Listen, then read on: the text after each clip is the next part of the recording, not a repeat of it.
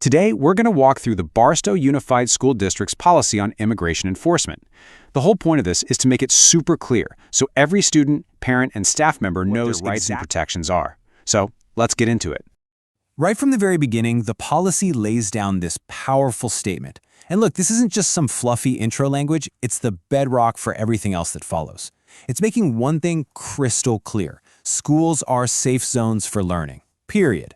This commitment to being a welcoming place, no matter someone's immigration status, really drives every other rule in the policy. Okay, so here's the game plan. We're going to break this all down into 4 key areas. First, how the district protects your private information. Then, the specific rules for immigration agents. After that, what school staff are required to do. And finally, we'll cover your rights and the resources available to you. All right, let's dive into one of the most important parts of this whole policy, your privacy. This is all about how the district keeps your personal information and your family's information safe and secure. So this is the big question, right? And the policy has a very, very clear answer. This really gets to the heart of how the district creates that safe environment, because it starts by limiting what kind of information they can even ask for in the first place. The policy is super specific here. It says school staff are just not allowed to ask you about your immigration status, ask for any documents about it, or share your school records. They also can't just let agents wander into private areas like classrooms or school buses. Now, there is one major exception to all these rules. And that one big exception is a judicial warrant. Let's be really clear about what that means. We're not talking about just any request or some piece of paper. This is a formal court order that has been signed by a judge, which sets an incredibly high legal bar before any information can be shared. Okay, so that covers privacy. But what actually happens if an immigration agent shows up at a school? It can be a scary thought, right? Well, the policy has a clear protocol for this exact situation, designed to take all the guesswork and uncertainty out of it.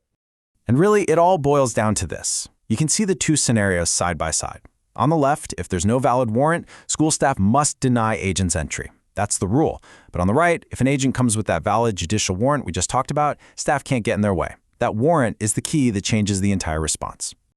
So that leads to the next logical question, which is, what are school employees actually supposed to do?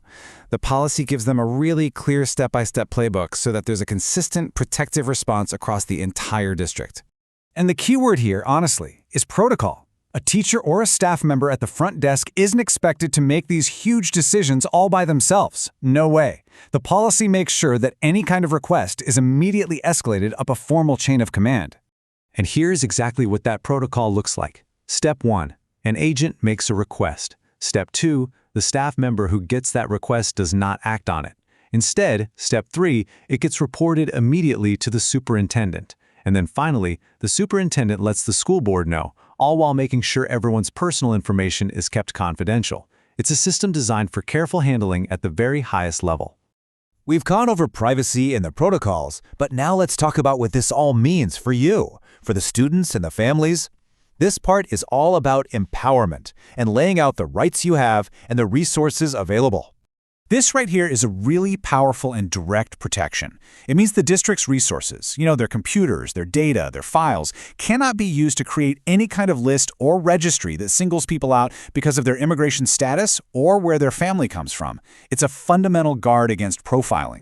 And these rights are guaranteed for every single student. It's all about making sure you have equal opportunities, that you're protected from bullying or intimidation, and that you have the right to refuse to provide information about your immigration status.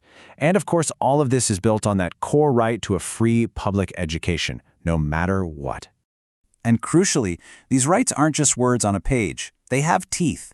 The policy gives you a tool for accountability. If you ever feel that these protections have been ignored or violated, you can use the district's uniform complaint procedures to file a formal complaint and have it investigated. And that really brings us full circle. This policy is about so much more than a set of rules. It's about actively creating a community where people feel safe and trusted.